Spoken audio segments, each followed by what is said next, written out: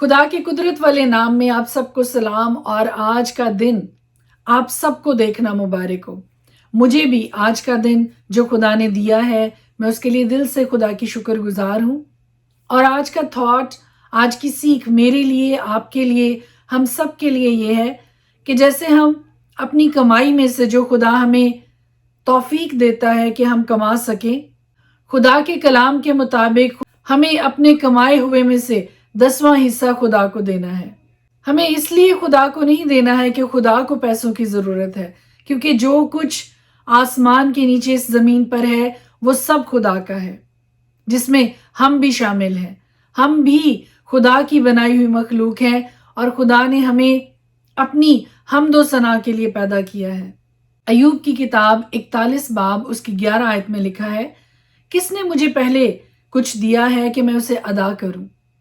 जो कुछ सारे आसमान के नीचे है वो मेरा है। खुदावंद के मुंह के अल्फाज है कि जो कुछ आसमान के नीचे है वो सब मेरा है। जी हाँ जी, और उस सब में हम भी शामिल हैं। हम भी खुदा के हैं। सारा रुपया, पैसा, हर चीज जो इस जमीन पर मौजूद है वो सब खुदा का है और हम उसके दिए हुए में से उसे देते हैं। इसलिए नहीं कि खुदा को जरूरत है, बल्कि इसलिए कि हमें खुदा की बरकत की जरूरत है। अपनी कमाई का पहला फल खुदा की हजूरी में पेश किया कीजिए। अगर आप खुदा की बरकत को कसरत के साथ अपनी जिंदगी में देखना चाहते हैं तो जो कुछ कमाते हैं उसका पहला हिस्सा खुदा की हजूरी में निकाला कीजिए। खुदा के कलाम के मुताबिक 10वां हिस्सा खुदा का है, लेकिन अगर खुदा आपको तौफीक दे तो आप इससे ज्यादा भी खुदा की हजूरी में पेश कर सकते हैं, लेकिन मिनिमम 10% खुदा को देना है ताकि बाकी के 90% पर खुदा की बरकत ठहर जाए। वो जिंदगियां जो खुदा की हजूरी में अपना 10वां हिस्सा नहीं देती हैं, वो किसी ना किसी तरह से वो पैसा निकल जाता है आपके हाथ से, बीमारी पर लग जाता है, उसके इलाज पे लग जाता है, डॉक्टरों के पास चला जाता है, दवाइयों में खर्च हो जाता है, गाड़ी खराब हो जाती है, कोई और ऐसे अचानक से काम निकल आते हैं जिनके बारे में आपने सोचा भी नहीं होता। सो खुदा को दीजिए उसका 10वां हिस्सा ताकि बाकी के 90% पर खुदा की बरकत ठहरे। कि हम में से कौन है जो पहले खुदा को कुछ दे सकता है, क्योंकि जो कुछ हम कमाते हैं वो सब खुदा के फजल से है और आसमान के नीचे इस जमीन पर जो कुछ है वो खुदा का है। अगर आप कमाते हैं तो ये ना सोचिए कि आप काम करते हैं और कमाते हैं। जी नहीं मेरे अजीज, मेरी बहन, मेरे भाई, अगर खुदा आपको हिम्मत ना दे, अगर खुदा आपको ताकत ना दे बिस्तर से उठने की, तो आप कभी कमाने के लिए जा नहीं सकते हैं। ये खुदा की जात है जो आपको हर रोज बिस्तर से उठने की ताकत देती है। May God bless you. खुशी के साथ खुदावंद की हजूरी में दीजिए, लाचारी के साथ नहीं, आजिजी के साथ नहीं, और बहुत जल्द मैं इस पर डिटेल में बात करूंगी। May God bless you. आज खुदा के पाक कलाम में से नए अहदनामा में से हम पढ़ेंगे अमाल की किताब उसका 4था बाब। और खुदा के पाक कलाम में यूं मरकूम है, जब वो लोगों से ये कह रहे थे तो काहिन और हैकल का सरदार और सदूकी उन पर चढ़ आए। वो सख्त रंजीदा हुए क्योंकि ये लोगों को तालीम देते और यसु की नज़ीर देकर मुर्दों के जी उठने की मुनादी करते थे। और उन्होंने उनको पकड़कर दूसरे दिन तक हवालात में रखा क्योंकि शाम हो गई थी। मगर कलाम के सुनने वालों में से बहुतेरे ईमान लाए, यहाँ तक कि मर्दों की तादाद 5000 के करीब हो गई। दूसरे दिन यूं हुआ कि उनके सरदार और बुजुर्ग और फकी और सरदार काहिन हन्ना और कायफा और यूहन्ना और सिकंदर और जितने सरदार काहिन के घराने के थे यरूशलेम में जमा हुए और उनको बीच में खड़ा करके पूछने लगे कि तुमने ये काम किस कुदरत और किस नाम से किया। उस वक्त पतरस ने रूहुल कुद्स से मामूर होकर उनसे कहा, ए उम्मत के सरदारों और बुजुर्गों, अगर आज हमसे उस एहसान की बाबत बाज पुरस की जाती है जो एक नातवा आदमी पर हुआ کہ وہ کیوں کر اچھا ہو گیا، تو تم سب اور اسرائیل کی ساری امت کو معلوم ہو کہ یسوع مسیح ناصری، جس کو تم نے مصلوب کیا اور خدا نے مردوں میں سے جلایا، اسی کے نام سے یہ شخص تمہارے سامنے تندرست کھڑا ہے۔ یہ وہی پتھر ہے جسے تم معماروں نے حقیر جانا، اور وہ کونے کے سرے کا پتھر ہو گیا۔ اور کسی دوسرے کے وسیلہ سے نجات نہیں، کیونکہ آسمان کے تلے آدمیوں کو کوئی دوسرا نام نہیں بخشا گیا جس کے وسیلہ سے ہم نجات پا سکیں۔ جب انہوں نے پطرس اور یوحنا کی دلیری دیکھی اور معلوم کیا کہ یہ ان پڑھ اور ناواقف آدمی ہے تو تعجب کیا۔ پھر انہیں پہچانا کہ یہ یسوع کے ساتھ رہے ہیں، اور اس آدمی کو جو اچھا ہوا تھا ان کے ساتھ کھڑا دیکھ کر کچھ خلاف نہ کہہ سکے، مگر انہیں صدر عدالت سے باہر جانے کا حکم دے کر آپس میں مشورہ کرنے لگے کہ ہم ان آدمیوں کے ساتھ کیا کریں، کیونکہ یروشلم کے سب رہنے والوں پر روشن ہے کہ ان سے ایک صریحاً معجزہ ظاہر ہوا، اور ہم اس کا انکار نہیں کر سکتے، لیکن اس لیے کہ یہ لوگوں میں زیادہ مشہور نہ ہو، ہم انہیں دھمکائیں کہ پھر یہ نام لے کر کسی سے بات نہ کریں۔ پس انہیں بلا کر تاکید کی کہ یسوع کا نام لے کر ہرگز بات نہ کرنا اور نہ تعلیم دینا۔ مگر پطرس اور یوحنا نے جواب میں ان سے کہا کہ تم ہی انصاف کرو۔ آیا خدا کے نزدیک یہ واجب ہے کہ ہم خدا کی بات سے تمہاری بات زیادہ سنیں؟ کیونکہ ممکن نہیں کہ جو ہم نے دیکھا اور سنا ہے وہ نہ کہیں۔ انہوں نے ان کو اور دھمکا کر چھوڑ دیا، کیونکہ لوگوں کے سبب سے ان کو سزا دینے کا کوئی موقع نہ ملا، اس لیے کہ سب لوگ اس ماجرے کے سبب سے خدا کی تمجید کرتے تھے، کیونکہ وہ شخص جس پر یہ شفا دینے کا معجزہ ہوا تھا 40 برس سے زیادہ کا تھا۔ وہ چھوٹ کر اپنے لوگوں کے پاس گئے اور جو کچھ سردار کاہنوں اور بزرگوں نے ان سے کہا تھا بیان کیا۔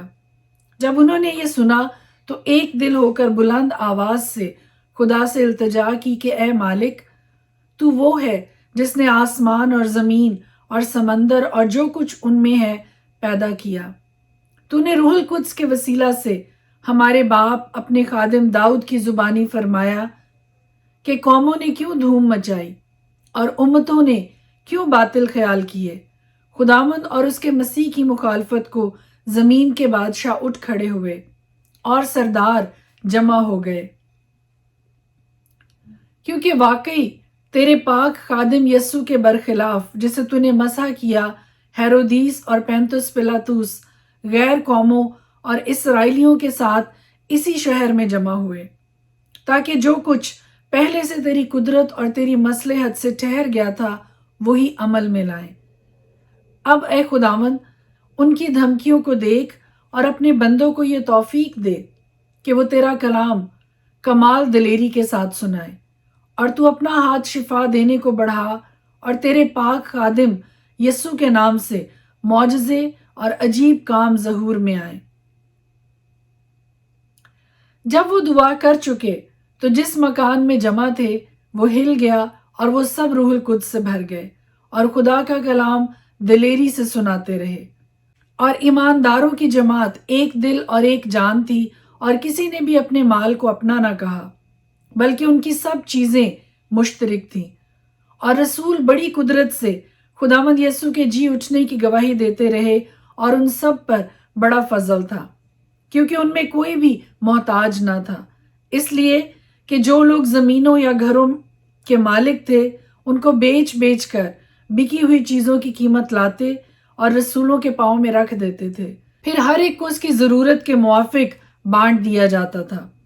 اور یوسف نام ایک لاوی تھا جس کا لقب رسولوں نے برناباس یعنی نصیحت کا بیٹا رکھا تھا، اور جس کی پیدائش کپرس کی تھی۔ اس کا ایک کھیت تھا جسے اس نے بیچا اور قیمت لا کر رسولوں کے پاؤں میں رکھ دی۔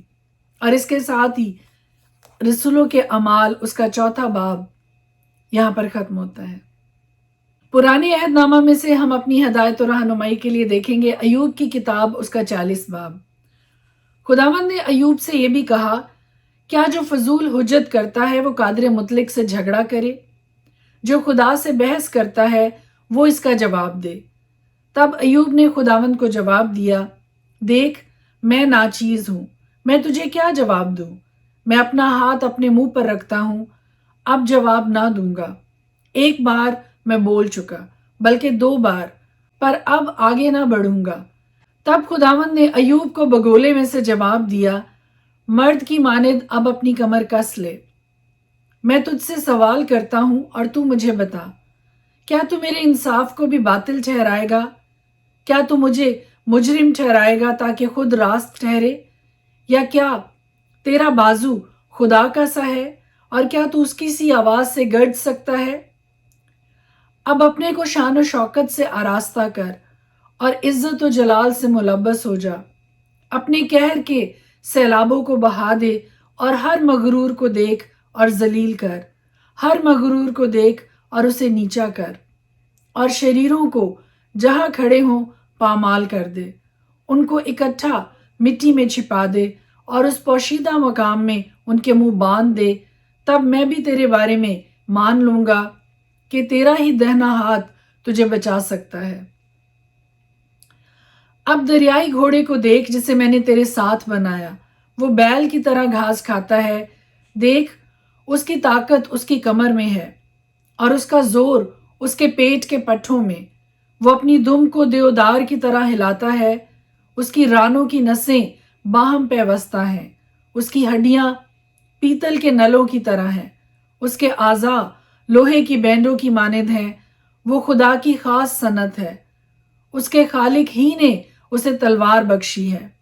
यकीनन टीले उसके लिए खुराक बहम पहुंचाते हैं, जहां मैदान के सब जानवर खेलते कूदते हैं। वो कमल के दरख्त के नीचे लेटता है, सरकंडों की आड़ और दलदल में। कमल के दरख्त उसे अपने साया के नीचे छिपा लेते हैं, नाले की बेदें उसे घेर लेती हैं। देख अगर दरिया में बाढ़ हो तो वो नहीं कांपता, खा यर्दन उसके मुंह तक चढ़ आए वो बेखौफ है। जब वो चौकस हो तो क्या कोई इसे पकड़ लेगा या फंदा लगाकर उसकी नाक को छेदेगा? अय्यूब की किताब उसका 41 बाब। क्या तू मगर को शुष्क से बाहर निकाल सकता है या रस्सी से उसकी जुबान को दबा सकता है? क्या तू उसकी नाक में रस्सी डाल सकता है या उसका जबड़ा मेख से छेद सकता है? क्या वो तेरी बहुत मिन्नत समाजत करेगा या तुझसे मीठी मीठी बातें कहेगा? क्या वो तेरे साथ अहद बांधेगा कि तू उसे हमेशा के लिए नौकर बना ले?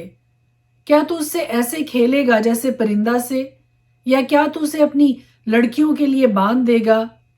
क्या लोग उसकी तजारत करेंगे? क्या वो उसे सौदागरों में तकसीम करेंगे? क्या तू उसकी खाल को भालों से या उसके सर को माहीगीर के तरसूलों से भर सकता है? तू अपना हाथ उस पर धरे तो लड़ाई को याद रखेगा और फिर ऐसा ना करेगा। देख उसके बारे में उम्मीद बेफायदा है। क्या कोई उसे देखते ही गिरना पड़ेगा?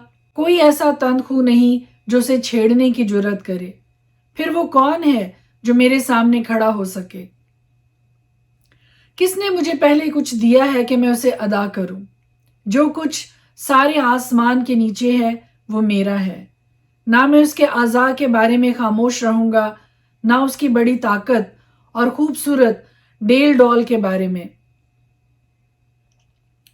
उसके ऊपर का लिबास कौन उतार सकता है? उसके जबड़ों के बीच कौन आएगा? उसके मुंह के किवाड़ों को कौन खोल सकता है? उसके दांतों का दायरा दहशतनाक है, उसकी ढालें उसका फखर हैं, जो गोया सख्त मेहर से पेवस्ता की गई हैं। वो एक दूसरे से ऐसी जुटी हुई हैं कि उनके दरमियान हवा भी नहीं आ सकती। वो एक दूसरी से बाहम पेवस्ता हैं, वो आपस में ऐसी सटी हैं कि जुदा नहीं हो सकती। उसकी छींकें नूर अफशानी करती हैं, उसकी आंखें सुबह के पपोटों की तरह हैं, उसके मुंह से जलती मशलें निकलती हैं और आग की चिंगारियां उड़ती हैं। उसके नतनों से धुआं निकलता है गोया खौलती देग और सुलगते सरगंडे से। उसका सांस कोयलों को दहका देता है और उसके मुंह से शोले निकलते हैं। ताकत उसकी गर्दन में बसती है और दहशत उसके आगे आगे चलती है।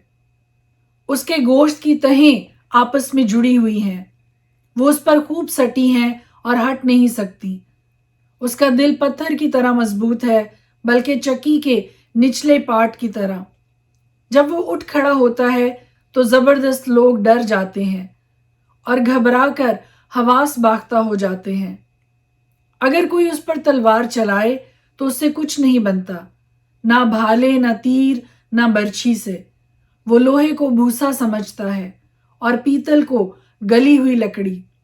लाखन के पत्थर उस पर तिनके से हैं। लाठियां गोया तिनके हैं। वो बर्छी के चलने पर हंसता है। उसके नीचे के हिस्से तेज ठीकरों की मानंद हैं। वो कीचड़ पर गोया हेंगा फेरता है।